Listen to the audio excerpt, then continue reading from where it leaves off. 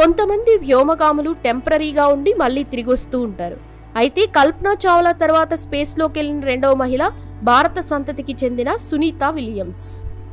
Sunitha Williams భారత సంతతికి చెందిన ఈమె అమెరికాలోని ఒహాయో రాష్ట్రంలో జన్మించింది. తండ్రి దీపక్ పాండ్యా గుజరాత్కి చెందినవాడు. తల్లి బోనీ జలోకర్ స్లోవేకియా దేశస్థురాలు. దీపక్ పాండ్యా 1950లో ఉద్యోగ నిమిత్తం అమెరికాకి వెళ్ళాడు. అక్కడ ఎక్స్రే టెక్నీషియన్గా వర్క్ చేసేవాడు. ఈ క్రమంలోని పరిచయమైన బోనీ జలోకర్ని ప్రేమించి పెళ్లి చేసుకున్నాడు. దీపక్ పాండ్యా జలోకర్ దంపతులకి 3 సంతానం.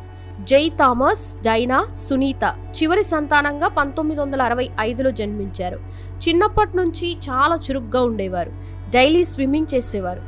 స్విమ్మింగ్ పోటీలో పాల్గొని ఎన్నో మెడల్స్ కూడా సాధించారు. ఇక అందరూ సునీత స్విమ్మర్ అవుతుందని అనుకున్నారు. కానీ ఆమెకి పెట్స్ అంటే చాలా ఇష్టం. డాగ్స్